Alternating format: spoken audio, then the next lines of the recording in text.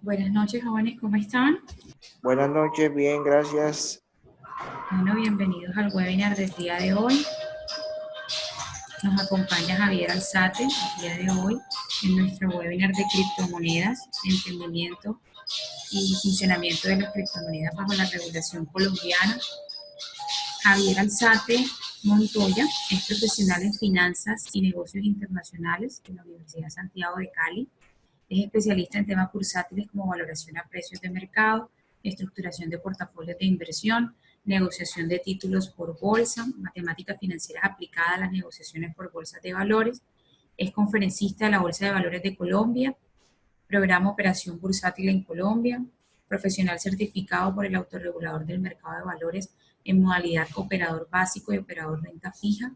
Actualmente es el trader en moneda legal. Fue corredor de bolsa por 3 años en la firma comisionista de bolsa Acciones y Valores S.A. y fue el analista de Tesorería Nacional para el Banco Bancomeo. Es el fundador y creador del sitio web para la educación bursátil y financiera www.edubursátil.com y es el autor del libro No le temas al dinero. También es el creador de un canal en YouTube dedicado a la educación bursátil y financiera. Es docente especializado y conferencista en temas de mercado de capitales y finanzas en la Universidad ICESI, Universidad Javeriana, Universidad Autónoma de Occidente y Universidad Santiago de Cali. Javier, bienvenido y muchas gracias por aceptar nuestra invitación para participar en este webinar. Te escuchamos. Sí, Javier, ya te escucho. Bueno, vale, perfecto. Denme un segundo, yo me cuadro aquí, me estoy cuadrando todos mis juguetes, así que por favor regálenme en unos instantes. Voy a cuadrar aquí todo, la presentación y todo, porque tengo aquí varias cositas, así que me excusan un segundito, por favor. Solamente les agradezco, quiero agradecerles a todos por la invitación. Denme 3 segundos, ya cuadro aquí una cosita y ya seguimos, ¿vale?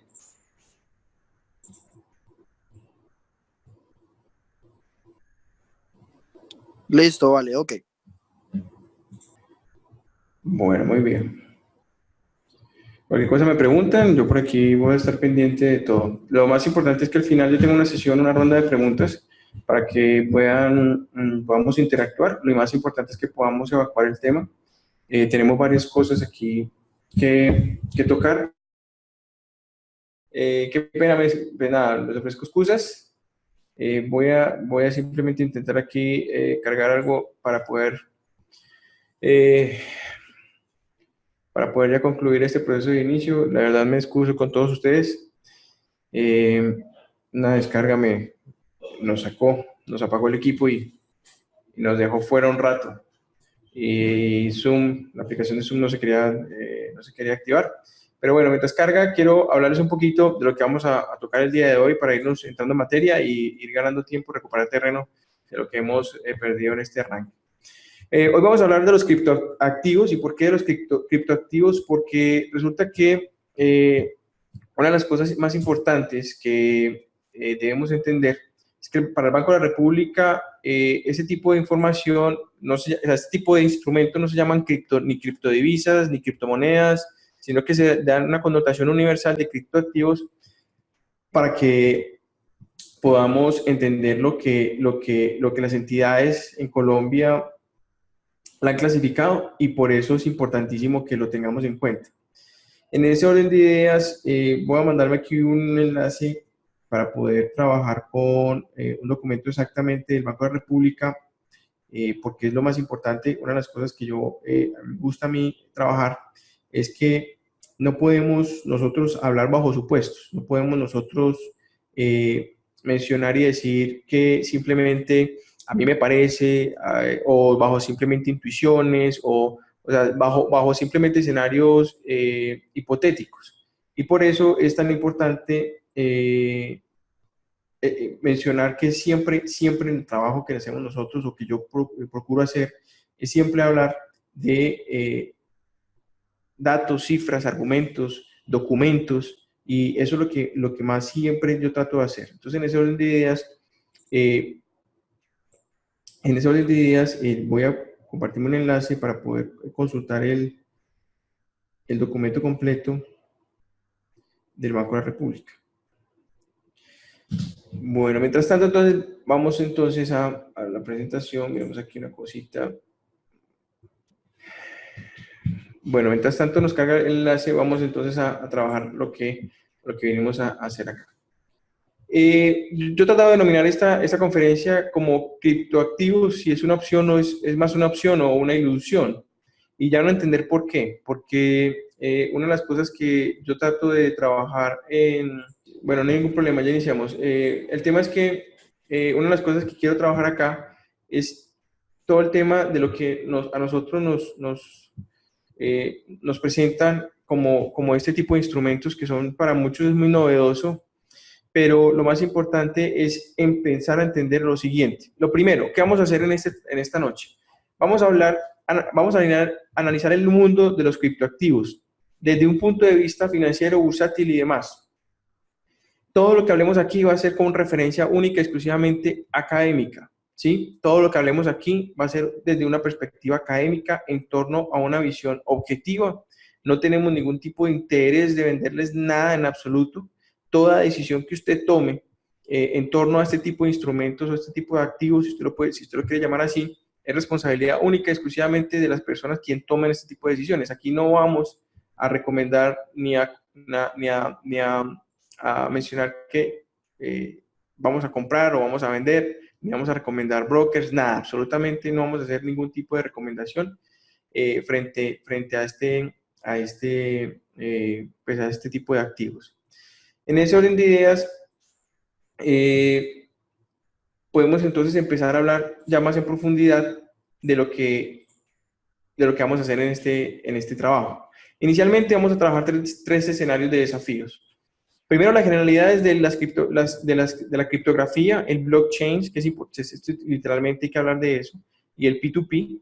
Luego vamos a trabajar al dinero como valor y definir qué es valor, porque eso es un tema que actualmente las personas que están, digamos, inmersas en este mundo de criptoactivos han querido como una especie de argumentar algún tipo de series de falencias y tratar de meterse por esas grietas conceptuales en las cuales pues muchas personas sin el debido conocimiento pues simplemente pues son vulnerables para poder dejarse permear por este tipo de debates y pues por lo tanto pues si uno no tiene claros los conceptos pues sencillamente cualquier argumento es válido. Y por último, las criptomonedas como instrumento de inversión, y lo hago como una pregunta o una consulta, porque realmente pues yo digo, pues nada, pues simplemente cada quien te cuenta cómo le fue en la fiesta, ¿sí o no? Empecemos entonces por algo muy importante y vamos a trabajar un tema muy técnico y les sugiero que estén un poco, digamos, abiertos de mente para poder entender un poco de esto que es técnico, pero lo más importante es que cuando entendamos esto podamos ir más en profundidad luego a lo que nos atañe a cada uno de nosotros desde nuestra propia realidad.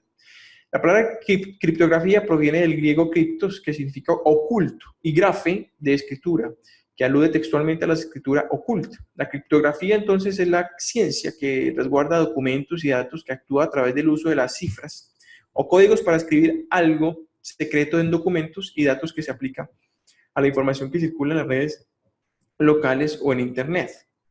En el área de la informática es la ciencia que estudia los métodos, procesos, técnicas con los términos de guardar, procesar y transmitir la información de los datos en formato digital. En la parte del uso masivo de la comunicación digitales que han producido un número progresivo de problemas de seguridad. Como ustedes saben, el tema, toda la exposición que ha tenido el Internet nos ha permitido avanzar a muchas cosas, pero también nos ha expuesto a una cantidad de riesgos por tema de vulnerabilidad en todo el tema de lo que tiene que ver en nuestros datos personales. Los intercambios entonces que se hacen a través de la red pueden ser interpretadas por la seguridad de esta información y que se debe asegurar. Alguien me decía, cuando uno habla con personas, yo no soy experto en ingeniería de sistemas, eso quiero hacer la claridad, yo soy experto en activos financieros, en mercados bursátiles, en mercados financieros, pero me ha tocado entrenarme un poquito, bastante, sobre todo lo que tiene que ver con el tema de la tecnología y específicamente hablar un poco más el lenguaje de las personas, de las personas pues que trabajan todo el tema tecnológico. Entonces, en ese orden de ideas, ya se van a dar cuenta más adelante cómo se plantea, digamos, este tipo de estructuras para que usted, digamos, que literalmente desde su percepción usted diga, bueno, pues eso lo hacen las máquinas, hay una cantidad de procesos allá, pero entonces ¿dónde estoy yo jugando? ¿Dónde está mi papel como actor en toda esta cadena? Y ya vamos a tocar ese tema. Entonces, este reto extiende los elementos de la criptografía para hacer la parte de la criptología, que se encomendó al estudio de los algoritmos. Y aquí empieza a hablar algo técnico. El algoritmo es un término bastante, común para los ingenieros de sistemas, pero para el resto de los mortales, un algoritmo, no tengo ni idea qué es. Entonces, simple y llanamente yo quiero hacer un paréntesis aquí para explicar un poco qué es un algoritmo. Un algoritmo simplemente es un mapa de procesos. Es un mapa de procesos en el cual usted puede meter desde operaciones supremamente simples, como por ejemplo, si yo, por ejemplo, cogiera cada uno de ustedes y quisiera construir un algoritmo para cada uno de ustedes, me encontraría que simplemente nomás en el ritual de levantarse cada mañana, yo puedo construir un algoritmo para cada uno de ustedes. Simplemente es un mapa de procesos. Y yo lo puedo hacer desde muy simple hasta muy complejo. Un algoritmo puedo yo simplemente, en términos de sistemas, es yo poder estructurar una serie de procesos o procedimientos seculares o seguidos en los cuales el procesador de la máquina es quien los va a operar automáticamente. Es decir, va a tener una serie de instrucciones como un mapa decisorio en los cuales va a empezar a procesar la información y lo va a hacer de manera automática. Entonces yo lo puedo hacer supremamente simple, que no va a necesitar mucho procesador, o lo puedo hacer supremamente complejo, que va a necesitar mucha capacidad del procesador. Entonces, después de haber cerrado ese paréntesis, volvemos otra vez al tema y volvamos otra vez desde el principio. Este reto, entonces, ¿cuál reto? De la seguridad, de la información. Extiende los elementos de la criptografía para hacer entonces la parte de la criptología, que se encomendó al estudio de los algoritmos y los protocolos, que son llamados protocolos criptográficos, que es un protocolo abstracto, no tiene forma, o concreto que realiza las funciones relacionadas con la seguridad. Cuando hablamos de seguridad es que estamos expuestos a la Internet, donde todos nuestros datos y cada uno de nosotros simplemente somos una cantidad de códigos, y cada vez que nosotros accesamos a la Internet a través de nuestras estaciones de cómputo, pues simplemente tenemos una cantidad de números que nos identifican a nosotros como un usuario en particular. Por eso muchas veces cuando ustedes empiezan a hablar más con gente de la ingeniería de sistemas, se dan cuenta que un ingeniero de sistemas puede crear perfiles falsos a través de sus IPs falsas. Y esto, les digo, se vuelve muy técnico, pero es que eso solamente se hace con el fin de proteger la información de de la persona que está navegando a través del Internet. Como si yo, por ejemplo, cuando entrara a la red, entrara con el 100% de mi información pública, por así decirlo, de una manera, pues, como sencilla para exponérsela a todos ustedes. Es como si yo saliera a la calle con toda mi identificación al público, con cuánto me gano, cuánto me gasto, cuáles son los números de mis tarjetas de crédito. O sea, yo no saldría a la calle así. Pero cuando uno ingresa a la Internet, uno literalmente está exponiendo una cantidad de información que pues técnicamente tendría que ser segura y debería ser privada. Entonces volvamos al tema aquí. Entonces los protocolos criptográficos, que es un protocolo abstracto o concreto que realiza las funciones relacionadas con la seguridad, aplicando los sistemas criptográficos y métodos que se usan para proteger la información y proporcionar la seguridad de las comunicaciones y a los entes que se comunican. Yo hoy en día puedo recibir un extracto bancario y ese extracto bancario viene encriptado, que solamente a través de digamos que el receptor y el emisor de esa información, ambos manejen el mismo, digamos, procedimiento para encriptar y desencriptar. Entonces, eso es para darle seguridad que durante el proceso del envío, expuesto a la Internet, esa información, así sea robada, por así decirlo, por el proceso de la encriptada, sea complejo de poder descifrar qué información está mandando allí. Como en aquel momento, en la Segunda Guerra Mundial, por ejemplo, o en las guerras mundiales, en donde se mandaban informaciones, códigos para poder comunicarse. No importa si alguien les lograba interceptar esas señales, pero como iban en códigos, pues había que entonces hacer todo un trabajo detrás para poder descifrar qué es lo que decía allí. Eso es más o menos lo que quiero que entiendan más o menos de todo esto, porque sé que es bastante complejo, es bien denso. Entonces, ¿cuál es el papel del blockchain? ¿Qué es el blockchain? El blockchain se escucha muchísimo y significa una cadena de bloques. significa, literalmente en español significa cadena de bloques. Nació como actor secundario de la revolución del Bitcoin. El Bitcoin es la moneda que todos ya conocemos, pues en teoría, y yo lo pongo entre comillas moneda, ya que se trata de la tecnología o el sistema de codificación de la información que está por detrás de la moneda virtual. Es decir, en este orden de ideas, el blockchain puede existir sin el Bitcoin, pero Bitcoin no puede existir hasta ahora, no puede existir sin blockchain. Entonces es un tema bien importante, es decir, hoy en día yo puedo decir que el blockchain por sí solo puede existir por sí mismo y no depende de nada más, solamente de todo el sistema de procesamiento. En cambio, las monedas en su mayoría, y digo en su mayoría porque solamente hasta ahora existe una moneda que no necesita del blockchain para existir, y eso es bien interesante, pero digamos que eso hace parte de todo el universo de lo que hasta ahora se ha dado con todo este tipo de instrumentos. Entonces, en ese orden de ideas, nació entonces como actor secundario de la revolución del Bitcoin, ya que se trata de una tecnología o un sistema de codificación de la información que está por detrás de la moneda virtual y que sustenta toda su estructura. Pronto se dio el potencial que tenía por sí misma y la cantidad de aplicaciones que permite en otras áreas, más allá de las transacciones financieras, como la administración pública o el Internet de las cosas. Y ya miramos qué significa el Internet de las cosas. El blockchain es una tecnología que permite la transferencia de datos digitales con una codificación muy sofisticada y de una manera completamente segura. Por ejemplo, si nosotros hiciéramos un ejemplo y la forma más particular que hacen de la ejemplificación del blockchain es esto, sería como un libro de asientos contables de una empresa en donde se registran todas las entradas y salidas de dinero. En este caso, por ejemplo, hablamos de un libro de acontecimientos digitales. Pero además contribuye también en una tremenda novedad, y esto, digamos, es como el mayor salto cuántico, por así decirlo, en el tema del avance tecnológico, es donde tenemos lo siguiente. Esta transferencia no requiere de un intermediario centralizado. Entonces, empecemos a mirar un tema puntual. El blockchain es una cadena de datos.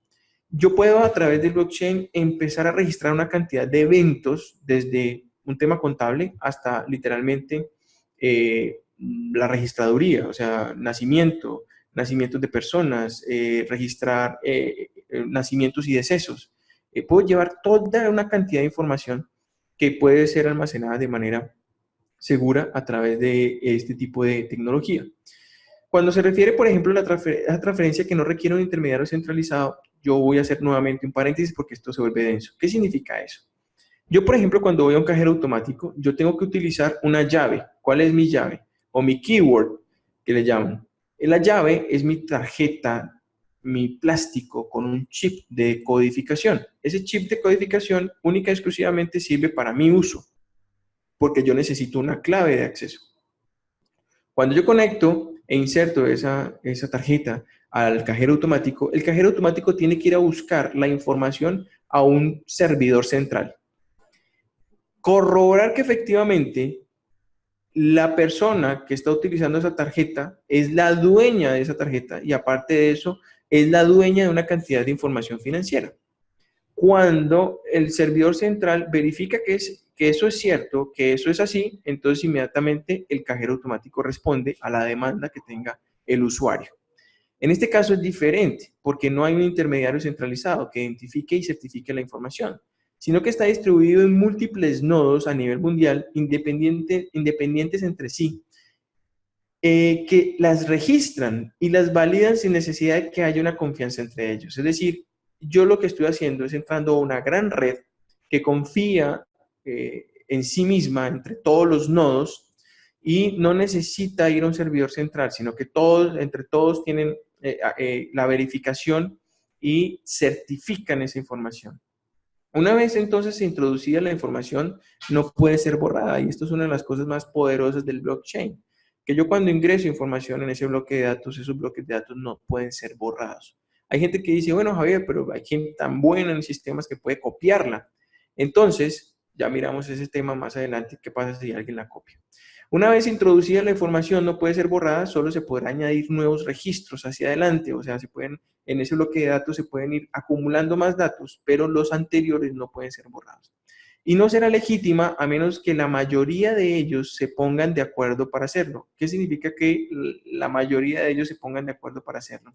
Es decir, que en toda esa cantidad de registros, toda esa cantidad de nodos, se pongan de acuerdo en validar que la información que se está acumulando en ese bloque de datos sea cierta. En ese orden de idea, junto al nivel de seguridad que proporciona este sistema, frente a los hackeos, encontramos una enorme ventaja. Aunque, bueno, aquí abro paréntesis y abro comillas, ¿no? Aunque la red se cayera, y esto es importante, con que solo uno de los ordenadores o nodos no lo hiciera, es decir, a nivel mundial se cae toda la red, y solo un computador o un solo nodo no lo hace, no se cae, la información nunca se perdería o el servicio nunca se perdería. Según el caso del que estemos hablando, seguiría funcionando. ¿Por qué? Porque la base tecnológica del funcionamiento, por ejemplo, en este caso del Bitcoin, por ejemplo, consiste en un conjunto de apuntes que están en una base de datos compartida online en la que se registran mediante códigos de operaciones, cantidades, fechas y participantes. Y al utilizar las claves criptográficas y al estar distribuidos por muchos ordenadores, personas, presentan ventajas en la seguridad frente a las manipulaciones y fraudes. Una modificación en una modificación en una de las copias no serviría de nada. ¿Se acuerdan que les dije que qué pasa si yo copio toda una cadena de datos? Entonces, si yo copio todo un encadenamiento de datos, si no hay, digamos, hay una copia, pero resulta que no hay una validación de digamos, de todos los ordenadores, de todos los nodos de esa copia es inválida. Solamente la única válida es la que está avalada o certificada por las demás nodos dentro de la red. Entonces, una modificación en una de las copias no servirá de nada, sino que hay que hacer el cambio de todas las copias porque la base es abierta y pública. Entonces, si volvemos a la parte inicial, si volvemos aquí a la parte inicial, si toda la red se cae y solo un nodo o un servidor o un computador o un ordenador queda vivo, pues resulta que toda la red sigue viva. ¿Por qué? Porque la red se copia cada 10 minutos. O sea, cada 10 minutos se hace una copia generalizada de toda la red. Entonces, el blockchain, como lo mencionamos anteriormente, es una cadena de bloques. Cada uno de esos bloques contiene una información codificada de transacciones en la red. Antes hicimos la analogía del libro contable de los ingresos y los ingresos de dinero en una empresa, donde anotamos, por ejemplo, que salió A y entró B. Pues bien, blockchain se comporta igual, pero será la red de nodos distribuida quienes tengan que certificar que esos datos son verdaderos. ¿Y cómo lo hacen? Pues cada bloque de la cadena porta el paquete de transacciones y dos códigos.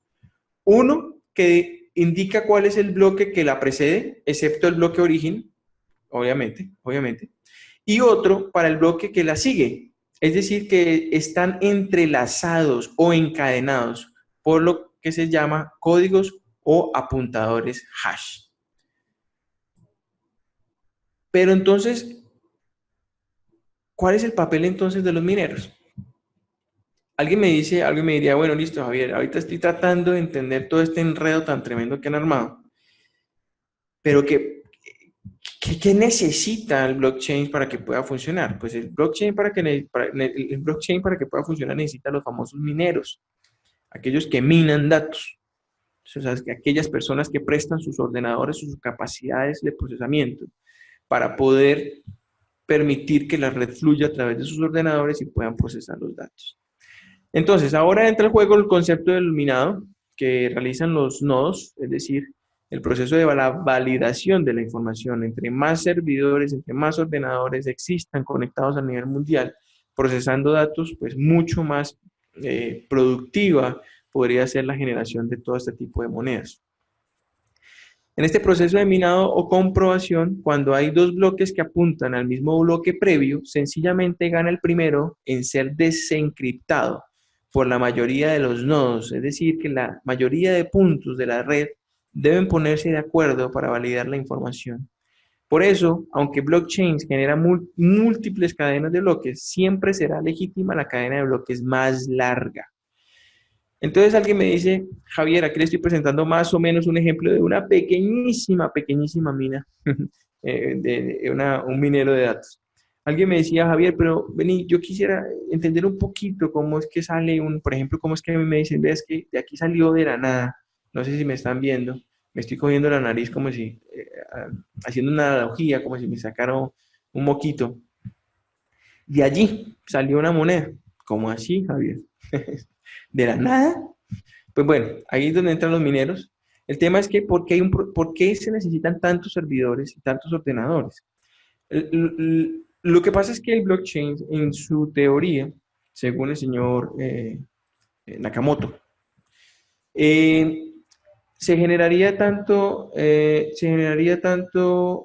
¿alguien me está rayando aquí?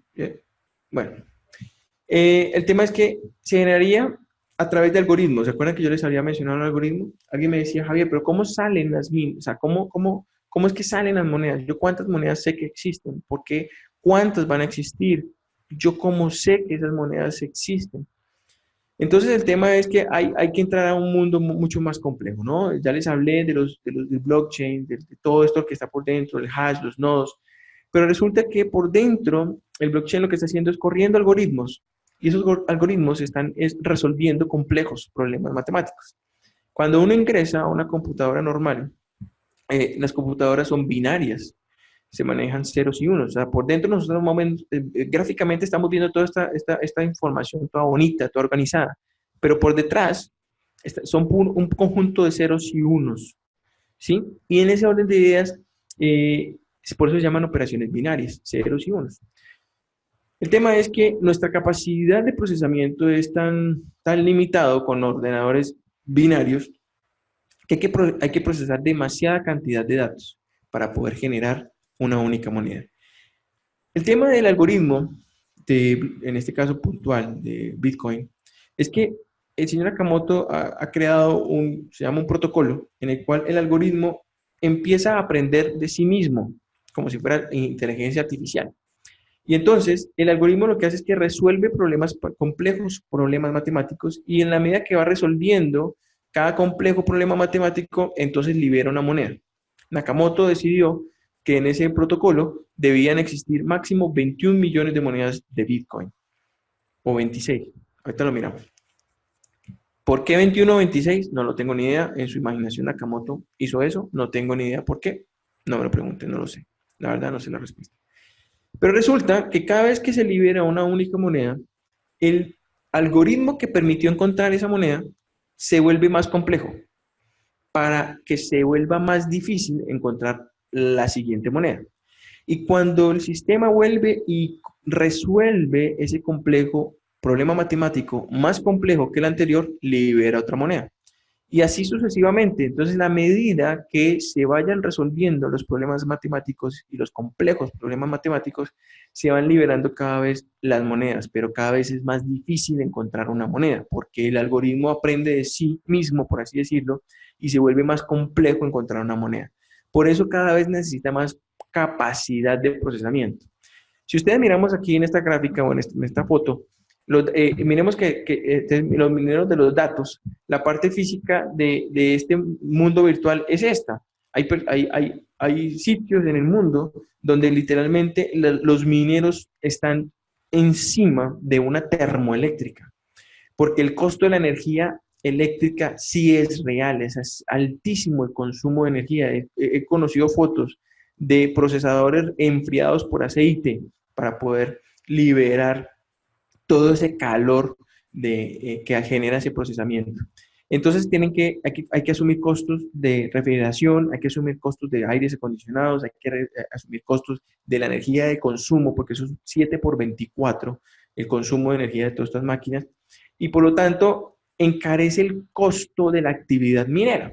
Por eso, ahorita cuando miremos la gráfica de lo que está ocurriendo con el Bitcoin, pasó de 0.001 dólar a valer casi $20,000 y ahora vale $4,300, pues resulta que cada vez conseguir monedas es más complejo, más difícil. Hay que alquilar o comprar o adquirir más capacidad de procesamiento y eso cuesta.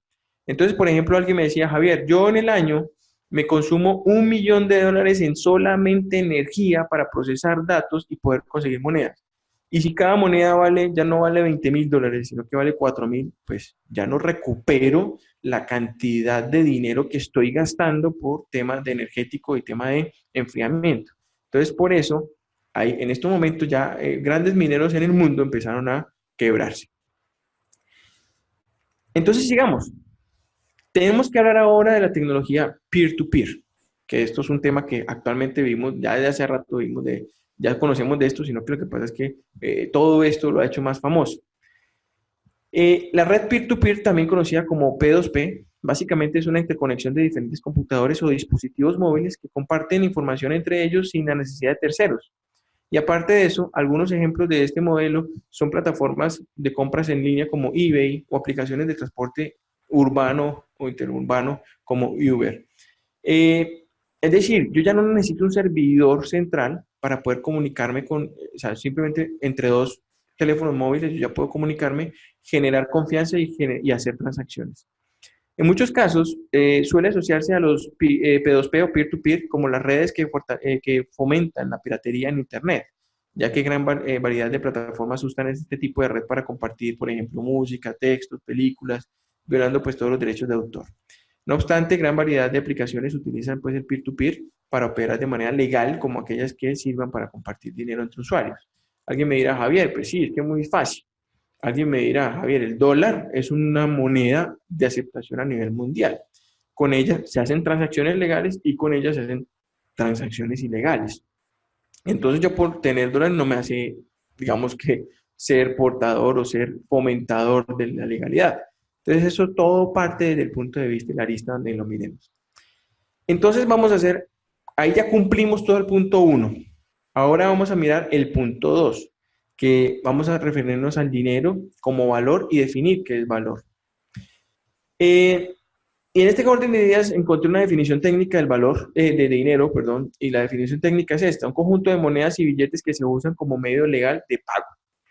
Alguien me dice, Javier, listo. Entonces, si yo tengo monedas y billetes físicos que se usan como medio de pago, entonces significa que todo lo que sirva como medio de pago puede ser denominado dinero. Yo le digo, posiblemente sí, según esta definición. Muchos creen que las monedas metálicas se idearon para ser utilizadas en las transacciones, pasando de mano en mano. Pues bien, no fue así. Por lo menos en Mesopotamia, las monedas metálicas se utilizaban para registrar la distribución de superávit agrícola, mucho antes de que les dieran el uso actual. En algún momento, el registro de derechos de propiedad sobre los cereales que se guardaban en los almacenes comunes se hacía en función de monedas virtuales. Por ejemplo, en el registro contable se escribía: el señor Nabuj recibirá cereales por valor de 3 monedas metálicas. Es decir, no se acuñaban las monedas en esa época, pero ya se utilizaba una moneda virtual. O sea, lo que hace la moneda simplemente es un tipo de cambio, ¿sí? ¿Por qué? Porque yo le digo a usted, bueno, usted en su mano, si cogiera un billete de 20,000 pesos, ¿a usted quién le dice que realmente eso vale 20,000? El mercado, ¿cierto? El mercado es quien realmente le dice a usted que vale eso 20,000. ¿Por qué? Porque es el mercado quien le acepta a usted ese protocolo de intercambio. Es un protocolo de intercambio. Yo voy con un billete de 20,000 y el mercado es quien me dice realmente cuántos bienes y servicios puedo intercambiar con ese billete. Muy bien, sigamos entonces hablando del dinero. Lo divertido es que estas monedas o bien ni siquiera existían, es decir, no se acuñaron hasta centenares de años después, o bien existían pero pensaban demasiado como para hacer que circularan. Por decir algo, una moneda que pese 100 o 200 kilos, pues ¿quién la carga en el bolsillo? Nadie.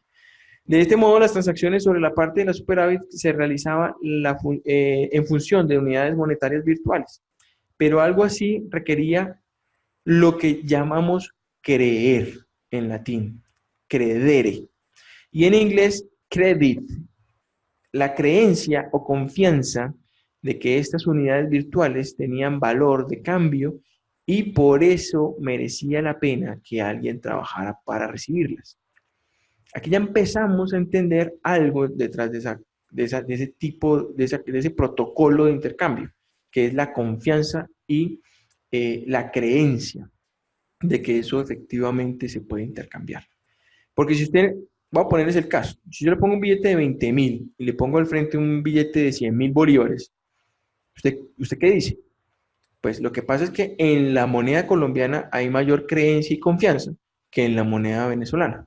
No por, pues solamente un ejemplo aquí, pues rápido que se me vino a la cabeza, no por nada más.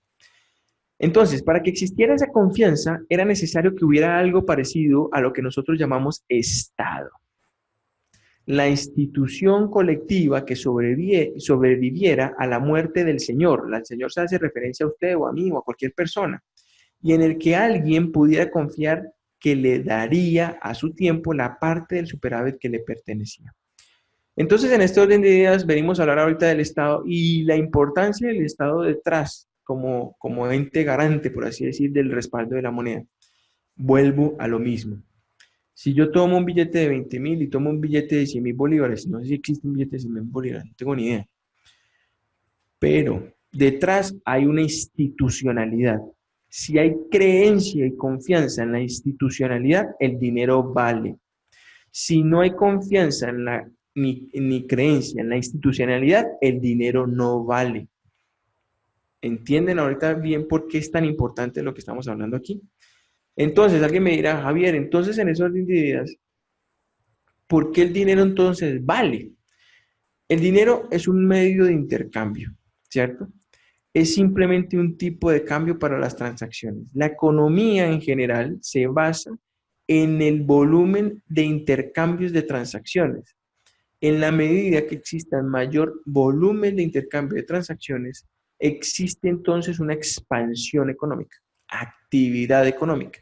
Y por lo tanto, eso se vuelve y se convierte en el respaldo de las monedas. Anteriormente, las monedas se respaldaban con el patrón oro y debía haber unas reservas específicas en los diferentes bancos centrales en el mundo que respaldaran sus monedas en oro, en capacidad de oro. Oro es un mineral. Sin embargo, la capacidad de crecimiento de las economías se volvió infinito, mientras las reservas de oro se volvieron finitas, y siempre fueron finitas. En ese orden de ideas, tuvieron que desligar el patrón oro en las monedas. Entonces miremos ahora el valor del dinero en el tiempo. ¿Por qué en el tiempo el dinero vale? ¿Por qué no es lo mismo hablar hoy de 1.000.000 de pesos que 1.000.000 de pesos hace un año o dentro de un año? Porque si le ingresamos a la variable tiempo al dinero, nos genera un valor más o un valor menos. En términos nominales es el mismo, pero en términos reales es diferente. Entonces el dinero es un activo que se alquila. Por ello hablamos de valor del dinero en el tiempo. Yo lo alquilo por tiempo, ¿sí? Alguien me dice, Javier, no estás en lo cierto. Yo trabajo y recibo dinero y yo no estoy alquilando el dinero para recibirlo. Y yo te digo, sí, claro que sí. ¿Por qué? Porque estás alquilándote por tiempo que le dedicas a la empresa, y en contraprestación recibes dinero. Es decir, que el dinero que recibes realmente es tiempo. ¿Ahorita entiendes? Cuando yo consumo y compro, por ejemplo, el último celular, que esté el último, la última gama de cualquier celular de la marca de preferencia, y lo compro por N cantidad de millones, ¿cuánto realmente te costó? ¿N cantidad de millones o N cantidad de horas de trabajo? Cuando uno empieza a mirar las cosas desde ese punto de vista, entiende la ecuación perfectamente. Entonces, cuando tenemos que hablar del dinero, también tenemos que hablar de la corrección monetaria, que se llama la inflación. Esto es un tema que a muchas personas a veces no les gusta hablar de ella, pero así no nos guste hablar de ella es como la lluvia, ¿no? Así no nos guste, hace parte del paisaje. Entonces, si yo hoy tengo mi moneda en mi poder, si tengo dinero en mi poder, pues resulta que ese dinero, si yo no hago nada con él, literalmente cada instante, cada momento, pierde poder adquisitivo, pierde capacidad adquisitiva. Eso se llama inflación. No sé si usted en algún momento se ha sentido y se ha hecho esas preguntas. ¿Siente que su dinero rinde cada día menos? Por ejemplo, ya estamos hablando de la discusión del incremento del salario mínimo, por ejemplo. Y cada año siempre escucho que el incremento del salario mínimo siempre es insuficiente. El tema es que cuando abordamos esta disyuntiva, la estamos abordando desde el lado equivocado de la ecuación. Cuando nosotros le entregamos la posibilidad a alguien más que decida sobre nuestros ingresos, pues nada, pues simplemente ocurrirá lo que siempre pasa. ¿Cree entonces que su salario con el pasar del tiempo se encoge? Pues esto es gracias a la corrección monetaria. Si yo les digo a ustedes que hoy en mi bolsillo tengo 1.000.000 de pesos y con ese 1.000.000 de pesos, que es igualito al 1.000.000 de pesos que tenía yo en 1 de enero del 2018, no alcanzo a comprar los mismos bienes y servicios que adquiría el 1 de enero del 2018. Eso se llama corrección monetaria. ¿Y por qué existe la corrección monetaria? Porque en la medida que hayan transacciones económicas y el volumen sea mayor, hay una corrección. Es decir, ¿corrección en torno a qué? La corrección en torno a los precios. En la medida que haya actividad económica, los precios tienen una dinámica positiva y esa dinámica positiva se convierte en inflación. Alguien me dirá, Javier, entonces en Venezuela, que antes esa inflación ronda los 10 millones 10 millones por ciento o 1 millón %, una locura, y no hay actividad económica, entonces ¿eso a qué se debe? Pues técnicamente se debe a toda la desconfianza y la pérdida de credibilidad en la parte institucional. Muy bien, hasta aquí hemos empezado a hablar bastante sobre todo esto, pero alguien me dirá, Javier, vamos a adelantarnos un poquito. Y me va a decir, pero en términos reales, bueno, en términos de mi lenguaje, ¿qué es valor? Y yo le digo, mira, el valor es simple y llanamente un acto de fe. Es un acto de fe. ¿Por qué es un acto de fe? Porque las cosas valen dependiendo a la aceptación que existe en una comunidad o una civilización. Si yo a ti o a mí me regalan en estos momentos en medio de una ciudad grande, en una ciudad importante, un lingote de oro de 18 quilates, pues yo me siento multimillonario. Pero si a mí me dejan en medio del desierto del Sahara o en medio del desierto más recóndito del mundo o en el Polo Norte, con un lingote de oro de 18 quilates, ¿me siento el hombre más rico del mundo? Seguramente no. ¿Qué cambió allí? Mi percepción frente a la utilización y a la capacidad de tener en mi entorno una cantidad de personas que acepten ese mismo valor. Entonces, el valor en teoría y en el fondo es un acto de fe. Yo tengo un acto de fe. Le entrego a una persona un billete de 20.000 y la otra persona en un acto de fe recibe y acepta que ese billete vale 20.000. Pero nadie nos ha dicho que realmente valga 20.000, sino simplemente una denominación numérica. Entonces, en ese orden de ideas, cuando entramos un poquito ya más aquí en fondo, en términos de dinero, también tenemos que hablar que el dinero, al dinero entiende que hay una absorción de pérdida de poder adquisitivo, pero también entiende que uno puede hacerlo multiplicar. Ese se llama la disyuntiva de la rentabilidad. ¿Por qué le llamo la disyuntiva de la rentabilidad? Porque la disyuntiva de la rentabilidad tiene dos aristas. Por un lado, la rentabilidad y por otro lado, el riesgo. En la medida que a mí me ofrezca mayor volumen de rentabilidad, pues inmediatamente entiendo que es directamente proporcional al su riesgo. Entre más riesgoso sea lo que yo haga con mi dinero, pues más altos serían los rendimientos. En esa orden de ideas, cuando yo hablo de criptoactivos, pregunto siempre lo mismo. ¿Cuánto dinero está dispuesto usted a perder sabiendo usted que es algo nuevo, sabiendo usted que es algo que no en todo el mundo lo reciben, sabiendo que no hay un acto de fe detrás colectivo que acepta como medio o instrumento de pago del mismo? Entonces, ¿cuánto tiempo está dispuesto también a esperar por esa operación? Y eso hace referencia a que la rentabilidad es directamente proporcional al riesgo y directamente proporcional al tiempo. A mayor riesgo, mayor rentabilidad, y a mayor tiempo, mayor rentabilidad.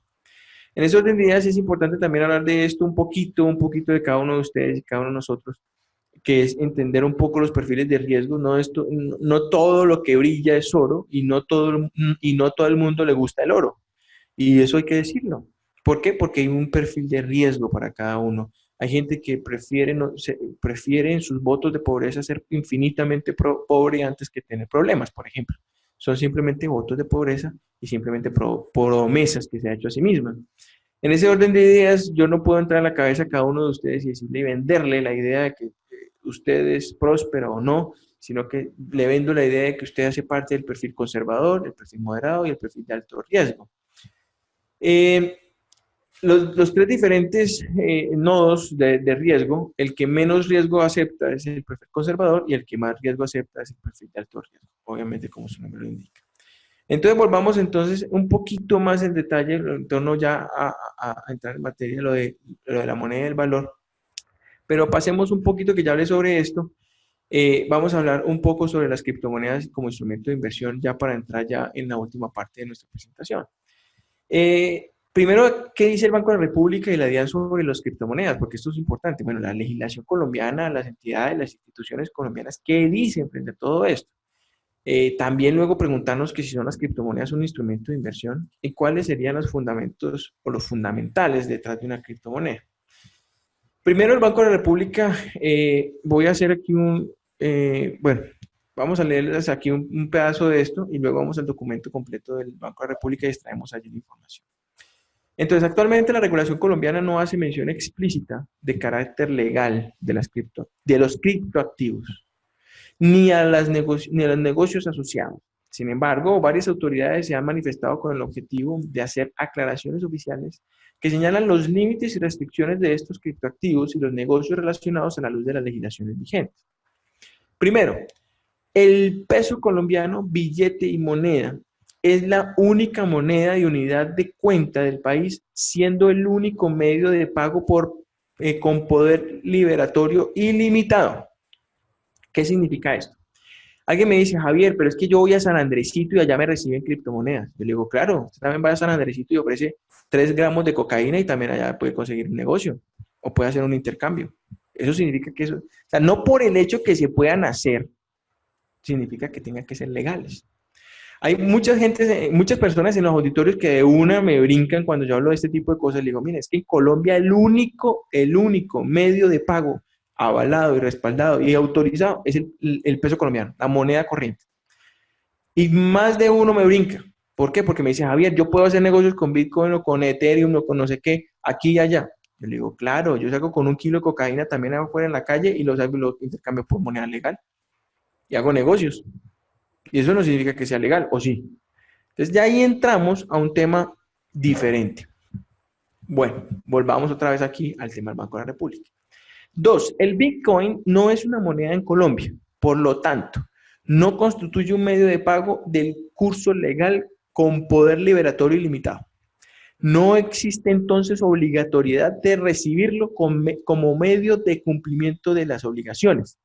Ninguna moneda virtual, incluyendo el Bitcoin, ha sido reconocida como moneda por el legislador ni por la autoridad monetaria, en la medida en que no constituye un activo equivalente a la moneda del curso legal, carece de poder liberatorio ilimitado para la exhibición de obligaciones. Punto final. 3. El Bitcoin tampoco es un activo que pueda ser considerado una divisa. Muchas personas dicen, no, es que las criptodivisas.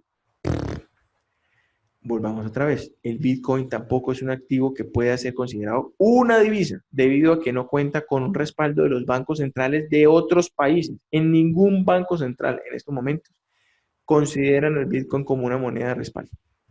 En consecuencia, no puede utilizarse para el pago de las operaciones de que trate el régimen cambiario expedido por la Junta Directiva del Banco de la República. Adicionalmente, estos instrumentos no se caracterizan por su alta liquidez en el mercado, lo que significa que no son fácilmente intercambiables sin restricciones en la forma o montos negociados, circunstancias que no los hacen congruentes con las condiciones señaladas para su consideración como divisas de libre uso por el Fondo Monetario Internacional y el Banco de Pagos Internacionales. 4. Las entidades financieras y los mercados de los valores que actúan como intermediarios de mercado cambiario no han sido autorizadas en dicha condición para emitir o vender Bitcoin, conforme a lo señalado en el artículo 29 de la circular número tal del banco. Se advierte adicionalmente que estas entidades son las únicas autorizadas para efectuar giros o remesas de divisas desde o hacia el exterior y realizar gestiones de cobro o servicios bancarios similares, manejar y administrar sistemas de tarjetas de crédito y débito internacionales y distribuir y vender tarjetas prepago emitidas por entidades financieras en el exterior. Pero entonces, ¿qué posiciones han expuesto tanto la DIAN como la Superintendencia Financiera de Colombia sobre el tema? Entonces vamos a ir al documento, y ahorita sí vamos a ir al documento que les estaba diciendo que debemos ir para establecer un poquito qué piensan estas otras dos entidades. Deme un segundo, aquí cargamos aquí rapidito nuestro email. ¿Puedo hacer una pregunta? una, comentario Pues, del punto, de lo que acabas de decir, del punto número 4 acerca de las entidades bancarias. bueno, bueno, dale, dale. O al final, o no sé, Pues como yo al final quieras. tengo sesión de preguntas o de, sesión de preguntas, comentarios, anotaciones y Bueno, demás. listo, vale, vale.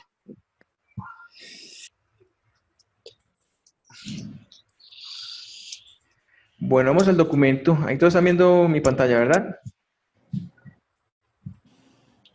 Sí. Sí. Bueno, muy bien. Bueno, muy bien. Bueno, entonces vamos aquí.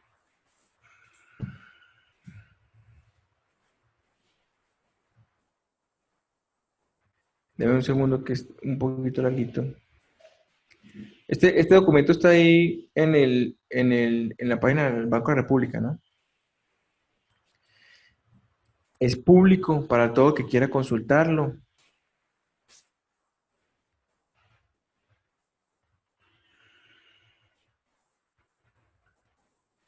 A lo que piensa cada uno de los países en Latinoamérica sobre el tema de las criptoactivos, la Unión Europea, Alemania, Francia, España, Suiza, los asiáticos, con todos sus detalles.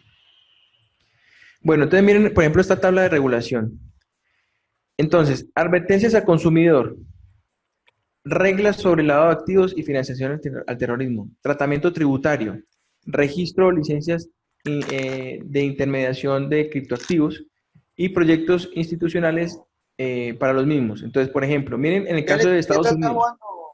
En el caso de Estados Unidos, todos tienen chulo. El que nos importa es Colombia. Colombia solamente tiene chulo en dónde? Advertencias al consumidor. De resto, no tiene chulos. ¿Sí? No tiene tratamiento tributario, nada, también todos estos acá. Vamos al caso de que lo que quería mostrarles es la posición actual del gobierno. Ya les dije lo que pensaba el Banco de la República. Ahora les voy a contar lo que dice la Superintendencia Financiera de Colombia. Entonces, por su parte, la Superintendencia Financiera de Colombia, que es la entidad que vigila y controla e inspecciona toda la actividad de captación de recursos del público, dice lo siguiente: reitera lo indicado por el Banco de la República y señala mediante cartas circulares que las entidades vigiladas no se encuentran autorizadas para custodiar, invertir, intermediar ni operar con estos instrumentos, así como tampoco permitir el uso de sus plataformas para que se realicen operaciones con monedas virtuales.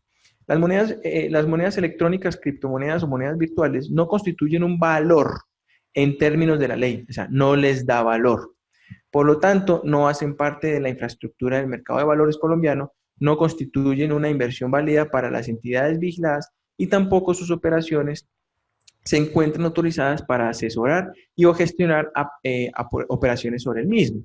Ninguna entidad vigilada está autorizada para custodiar, ya también lo dijo.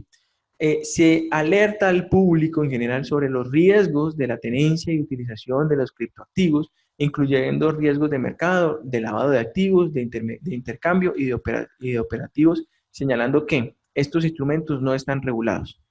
Las monedas virtuales no se encuentran respaldadas por activos físicos, por un banco central, ni los activos o reservas de dichas autoridades, por las que el valor de intercambio de las mismas podría reducirse drásticamente e incluso llegar a cero. Las plataformas transaccionales y comerciales de los criptoactivos no se encuentran regulados por la ley colombiana. Se advierte sobre el peligro en materia de incumplimiento o pérdida de activos debido a riesgos operacionales o robos de cuentas virtuales, entre otros fraudes cibernéticos. Asimismo, sobre la inexistencia de mecanismos para obligar al cumplimiento de las transacciones. Corresponde también a cada persona conocer y asumir los riesgos inherentes de las operaciones que realicen en criptoactivos, pues no se encuentran amparados por ningún tipo de garantía privada o estatal, ni sus operaciones son susceptibles de cobertura por parte del seguro de depósito del Fogafín. Las transacciones son anónimas y por lo tanto el uso de criptoactivos se puede prestar para adelantar actividades ilícitas o fraudulentas, incluso para captaciones no autorizadas de recursos. ¿Y qué dice la DIAN? Que es el que más nos importa a muchos. La DIAN dice lo siguiente: Las monedas virtuales, definidas claves y riesgos potenciales de lavado de activos y financiación del terrorismo en junio de 2014 respecto a la definición de monedas virtuales, una representación. Bueno, esto se habla de un tema aquí de códigos. Entonces, una representación digital del valor que puede ser comerciada digitalmente y funciona como un medio de cambio y o una unidad de cuenta y o tres, un depósito de valor, pero no tiene curso legal. Es decir, cuando se ofrece cuando se ofrece a un acreedor, es una oferta válida de pago en ninguna jurisdicción. Entendiendo representación digital como la representación de algo de forma de dato digital, es decir, datos informáticos representados con el uso de los valores discontinuos, discretos, que conforman la información o diferencia de señales continuas o análogas. Bueno, esto es un tema técnico aquí. Entonces, asimismo, la DIAN acoge la consideración de la FAFT sobre la actividad de minería, según la cual los mineros es una persona. Bueno, teniendo en cuenta lo anterior, la DIAN concluye, que es lo más importante, que considerando que el resultado de la minería virtual es bien sea la obtención de nuevas monedas como resultado del servicio de confirmación de transacciones y aseguramiento de la red y o el reconocimiento de comisiones por quienes lo ofrecen para que se verifiquen sus transacciones, en uno y otros casos supone el registro de las operaciones realizadas a través de las billeteras como en la contabilidad común, registro que no es más que un apunte de algo que se posee. Bueno, en conclusión, todo esto aquí, a la DIAN, con todo y todo, lo que le importa es que usted las declare. Porque no quiero entrar tanto en temas técnicos, porque aquí repite mucho de lo que ya hemos hablado. Entonces, vamos otra vez a nuestra presentación y continuamos con la misma. Entonces, en ese orden de ideas, al final, pues, en la valoración de mi portafolio sí está el detalle. La DIAN es una de las más interesadas en que el proceso que se haga muy bien. El tema es que cuando yo hago operaciones, la mayoría de personas que hacen operaciones de este tipo de monedas normalmente están bajo el umbral de la obligatoriedad de declaraciones de cambio. Recuerden que la DIAN tiene funciones para el recaudo tributario nacional, pero también para el recaudo tributario de las operaciones internacionales, es decir, todas aquellas monetizaciones y operaciones que se hagan desde el extranjero al país. En esos orden de ideas, como se hacen por debajo de $10,000, las personas, la mayoría que hacen ese tipo de operaciones, y alguien dirá, no, Javier, yo tengo 500 millones de pesos metidos aquí en criptomonedas. Y le digo yo, qué bueno, hiciste una declaración de cambio, giraste la plata a un broker en Estados Unidos o en alguna parte del mundo, Bitfinex o algo, para poder hacer algún ese tipo de operaciones. Me dice, no, Javier, no lo hice, sino que hice una operación a través de un exchange en físico, en cualquier parte de Colombia, y lo que hacen es que simplemente hacen un intercambio paralelo. Entregan la moneda física, el billete colombiano físico o los dólares físicos, y reciben paralelamente una operación virtual. No hay ningún tipo de declaración de cambio, ni ningún tipo de operación para pagar impuestos en términos de operaciones reales. Entonces, en ese orden de ideas, si usted quiere vivir dentro de la ley, diría, no, pues yo hago una operación de declaración de cambio, utilizo un IMC, un terminal de mercado cambiario, giro los recursos a un broker que opere futuros de criptomonedas y en contraprestación a eso, en esa declaración de cambio, la reporto a la DIAN. Muy seguramente no, pero el deber ser sería así. Entonces, en ese orden de ideas, las condiciones de un instrumento de inversión, pues para poder no hablar de un instrumento de inversión, ¿qué tiene que decir? O sea, si yo digo que una moneda o un activo va a ser un instrumento de inversión, yo debo tener tres condiciones. La primera, que sea legal. Porque alguien me dirá, Javier, es que yo invierto. Y yo le digo, sí, ¿en qué inviertes? Y me dice, no, pues yo apoyo los cultivos para plantas recreativas, ¿cierto? Como ya en otros países ya son recreativos y medicinales y todo el cuento. En Colombia todavía no es legal hacer ese tipo de operaciones. Ya partimos de ahí, que ya no es legal, ya su negocio se acabó. Ya todo su activo se cayó. En Colombia, como lo vimos, ni el Banco de la República, ni la Superintendencia Financiera, que son los dos entes más importantes de regulación en Colombia, consideran que no son legales, pues hermano, ya apague y vámonos. Ahí no hay legalidad, no hay legalidad. Segundo, digamos que chuleó el tema de la legalidad, que cuente con alta liquidez, o sea, que así ya la misma forma que yo ingreso y puedo convertir mis activos, mis recursos físicos monetarios, los pueda convertir en instrumentos financieros y los pueda regresar fácilmente, eso se llama una alta liquidez. Y tercero, que permita hacer una valoración, que yo pueda valorar constantemente la operación. Bueno, entonces miremos el caso de la liquidez de todas estas moneditas.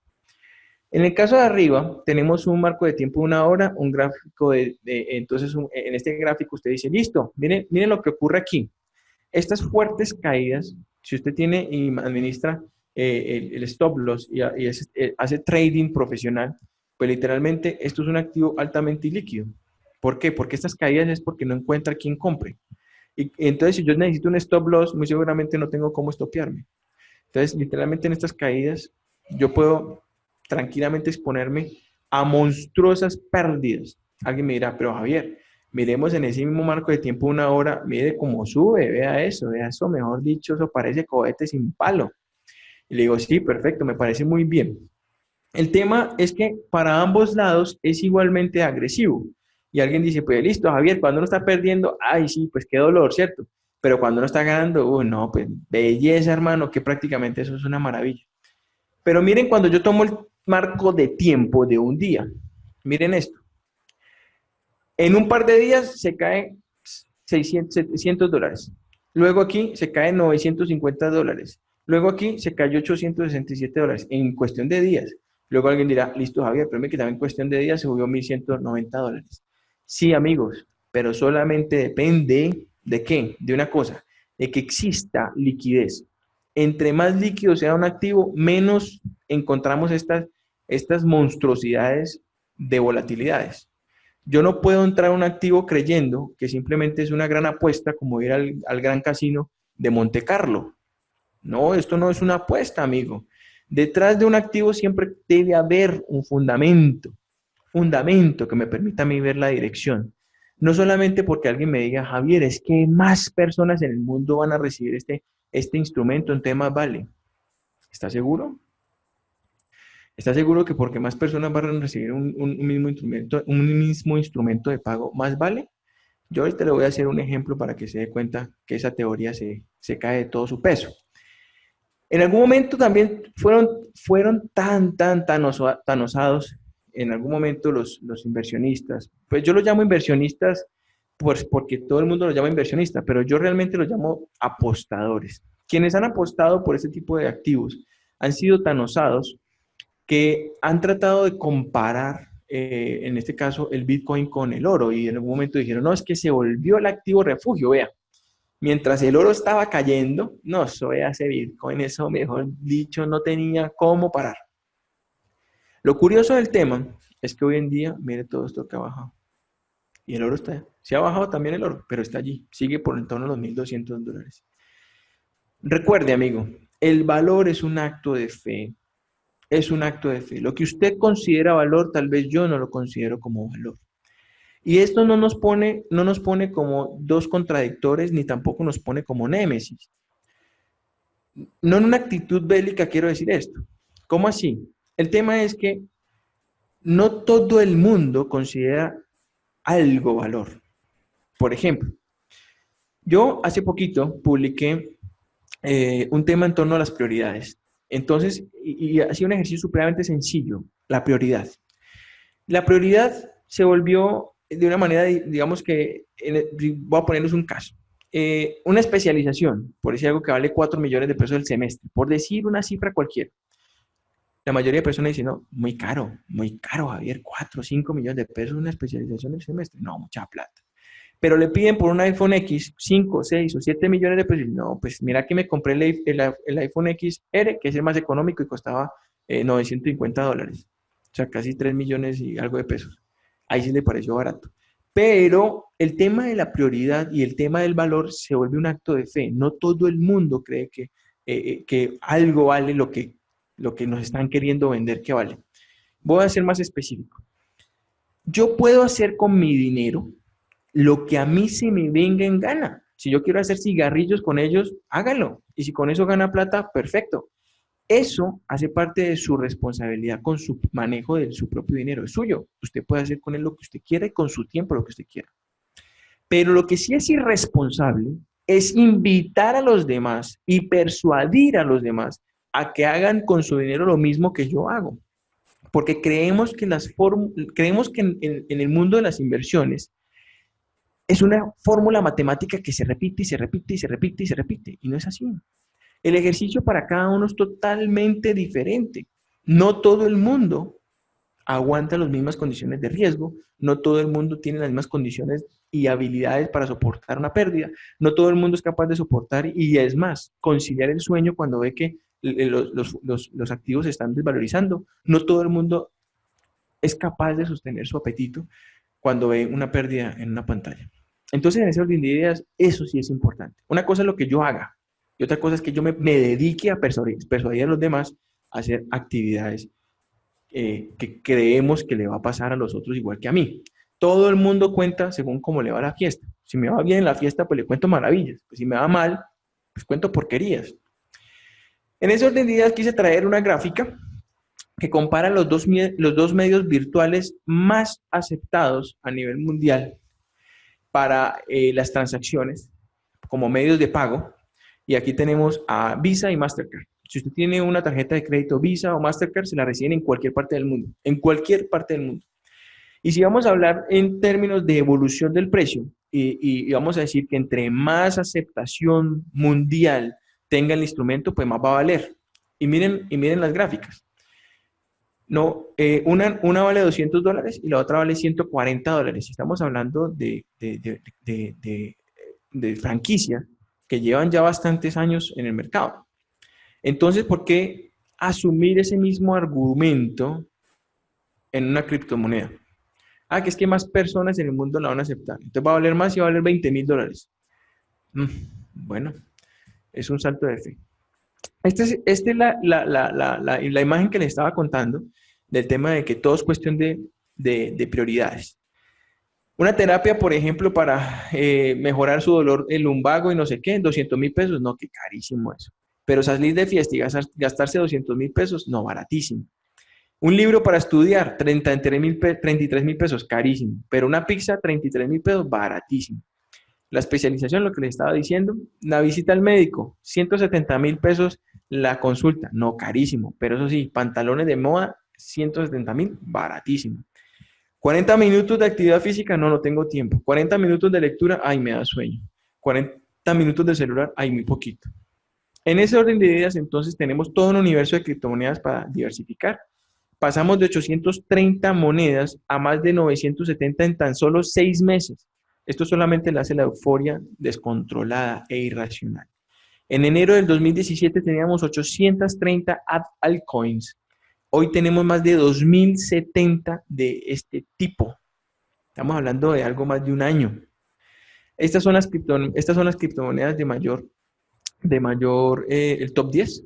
Miren que en estos momentos han encontrado 17.398.000 monedas de Bitcoin. El máximo tope son 26 millones. Es decir, que todavía le queda algo menos de 9 millones de monedas por encontrar. Y aquí en adelante pues tenemos todo el top 10. ¿Listo? Listo, muy bien chicos. Ahorita sí, ya con todo esto ya planteado, ahorita sí ya abramos la sesión de preguntas para que ustedes ya puedan participar.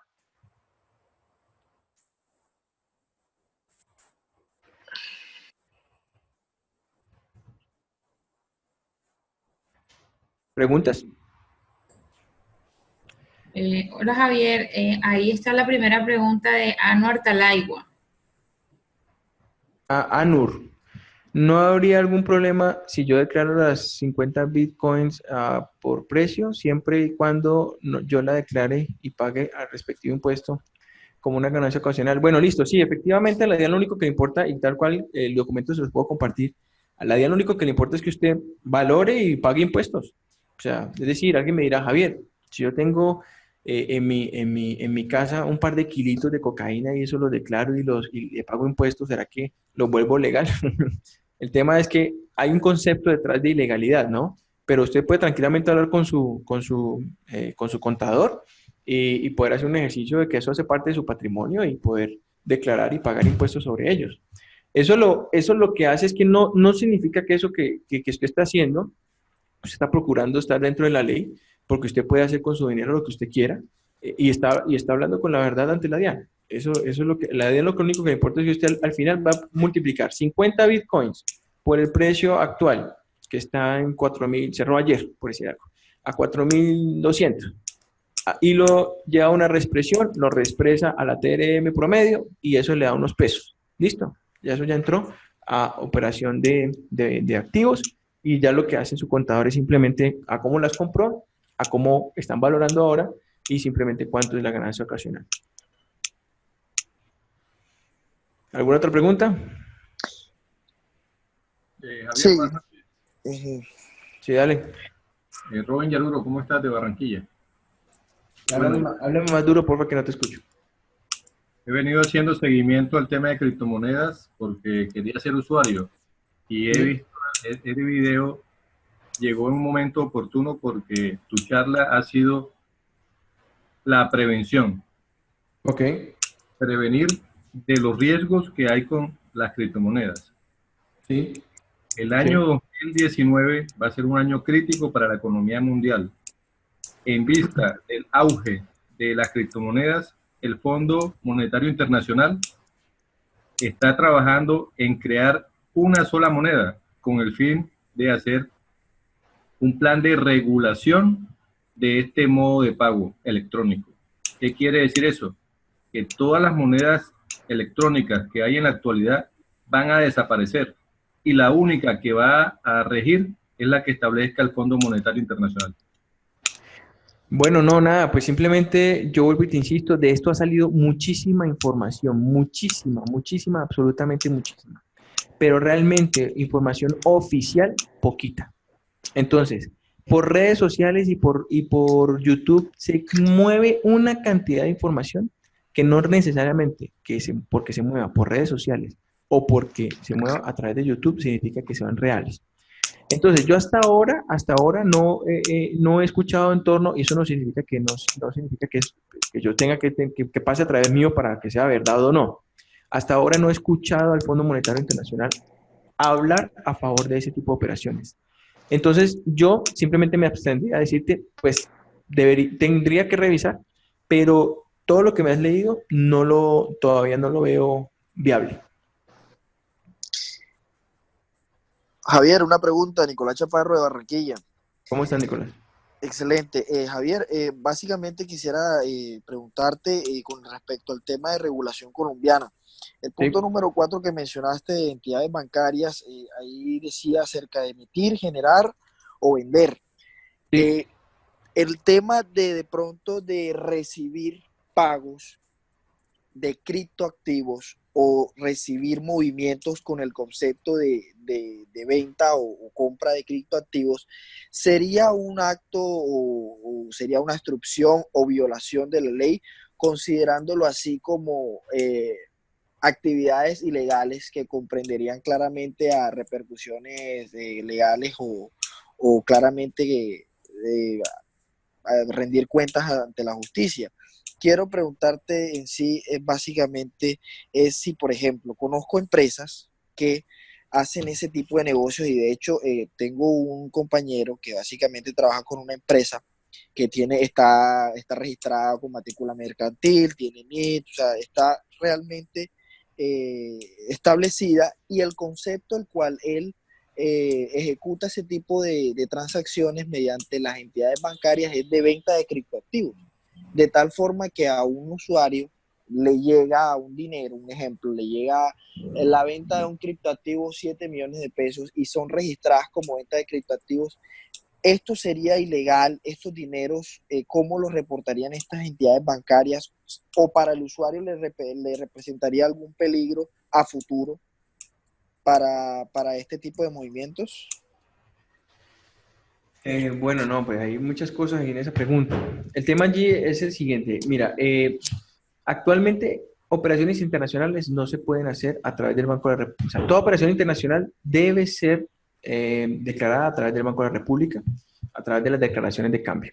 Actualmente no hay código cambiario para hacer operaciones a través de criptoactivos, empezando por ahí, ¿sí? Entonces, en ese orden de ideas, no significa que yo por tener matrícula mercantil me autorice a hacer ese tipo de operaciones, ¿me entiende? El tema es que yo tengo que pasar del peso colombiano al dólar americano y luego a la moneda que yo quiera. Hay gente que lo hace directamente, es peso colombiano y directamente a la moneda que yo quiera, porque todas las monedas están expresadas en dólares. Todas las monedas están expresadas en dólares. Y si no está expresada en dólares, está expresada en otras criptomonedas. Entonces uno dice el tipo de cambio de 0.011 bitcoins. ¿Sí? Entonces, en ese orden de ideas, pues todas las implicaciones de riesgo, pues todas las tienes allí. Ya estás viendo, ya te conté, ya te mostré que actualmente no hay ninguna autoridad en Colombia que permita ese tipo de transacciones, ni tampoco las declaraciones de cambio permiten un código cambiario para hacer este tipo de transacciones. Entonces, ya por ahí ya está muerto. Pero la no regulación es obstrucción o violación de la ley. O sea, del hecho de que no esté regulado, ¿estoy infringiendo la ley o no? Cuando la misma ley, o sea, y así lo mencioné, que no es explícito en torno de leyes en Colombia frente al tema, el Banco de la República, el único instrumento de pago autorizado es el peso colombiano. Ya. Lo que estás haciendo está por fuera de cualquier tipo de regulación y reglamentación. Punto. ¿Sí? Ya eso te está poniendo dentro del escenario de la ilegalidad. Y yo te digo, pues el único medio de pago en Colombia aceptado es el peso colombiano. Y tú estás insistiendo en hacer operaciones en monedas que no están reguladas en Colombia. Voy a ponerte el mismo caso.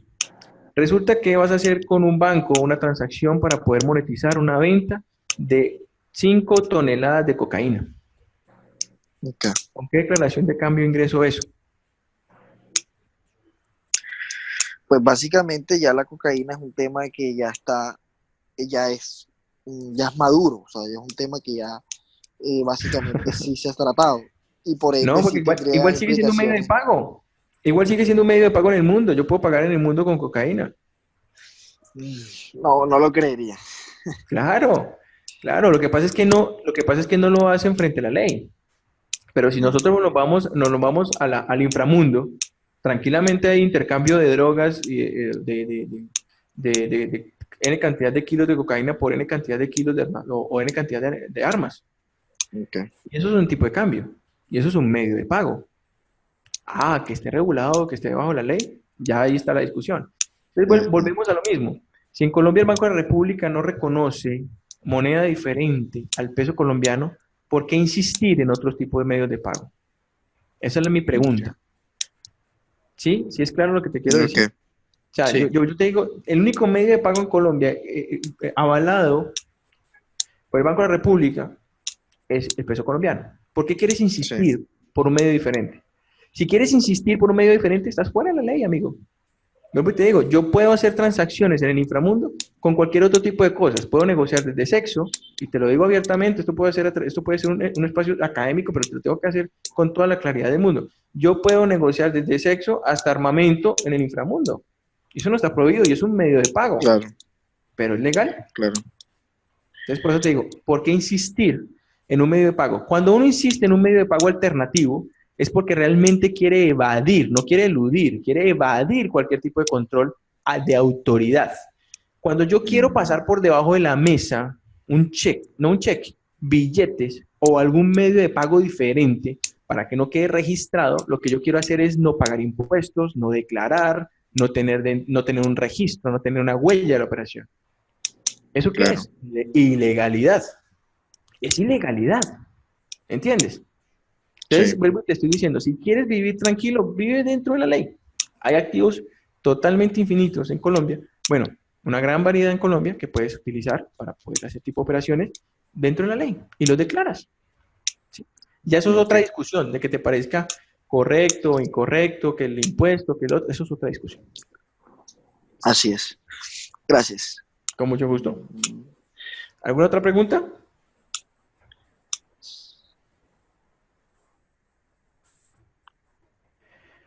Bueno, nada, entonces simplemente quiero hacerles una invitación. Quiero compartirles a ustedes simplemente un par de preguntas que yo insisto muchísimo. ¿Crees que el conocimiento es costoso? Muchas veces uno dice, no, es que formarse es muy caro, educarse es muy caro. Yo le digo, pues simplemente intente con la ignorancia y lo cuantifica. Los que simplemente quiero invitarlos a que se mantengan conectados con nosotros en edubursati.com. Seguimos trabajando juiciosos, con mucho ahínco, con varias herramientas. Pues todos los días tenemos audios, el podcast, por ejemplo. Ahorita termino esta conferencia, hago mi podcast de todo lo que pasó en el mercado bursátil colombiano el día de hoy, con la información más relevante. También tenemos grupos, pues ya el WhatsApp ya no cabe más, por más que los arrunchamos, ya no cabe más en el WhatsApp. Ahorita ya migramos a Telegram. Tenemos un grupo en el cual todo el tiempo estamos compartiendo información de alto contenido de valor, relevante, para que usted esté cada vez más informado de manera gratuita, sin ningún costo, de todo lo que pasa en los eventos relevantes en Colombia, y que muchas veces no aparecen ni siquiera en los medios más importantes especializados en Colombia. Y lo hacemos con un único interés. Nuestro único interés es no tener interés.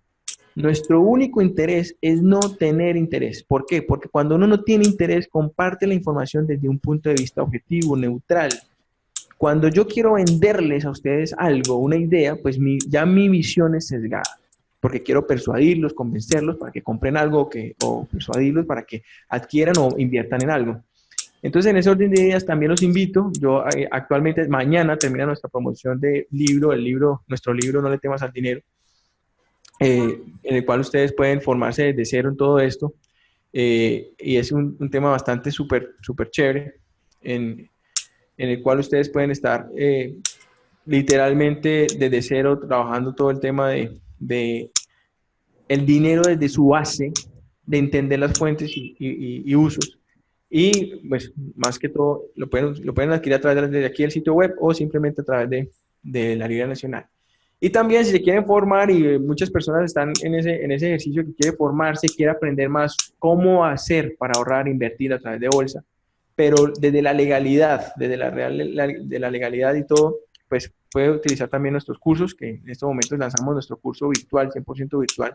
Ya no existe pues restricción de tiempo, lugar y espacio en el cual ustedes pueden estar haciendo pues este curso.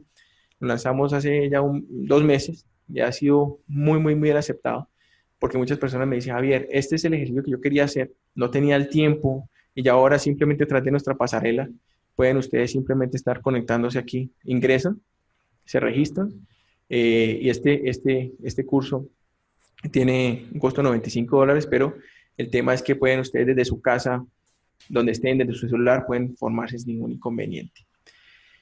Señores, esta es la invitación que yo les quería hacer, que siguieran pues conectados con nosotros. Lo más importante es que entiendan que tenemos también YouTube, y tenemos nuestro canal con mucha información gratuita.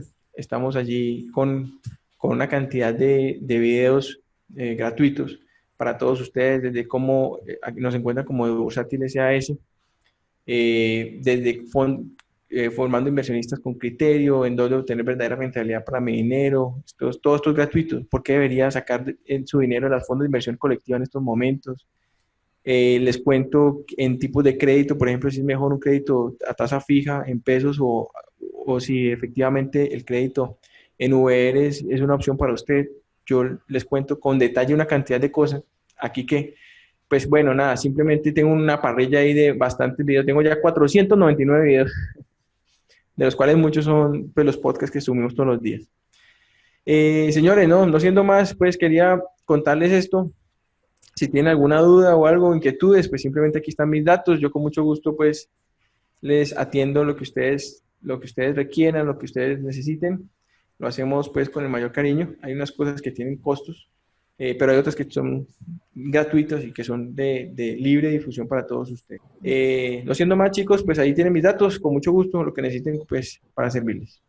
Bueno, chicos, muchas gracias a todos por su asistencia y conexión. Disculpen los inconvenientes técnicos al inicio. Javier, muchísimas gracias por tu disposición, por estar con nosotros y compartirnos todo este conocimiento. Estaremos en contacto en nuevas oportunidades. Gracias. Feliz noche para todos.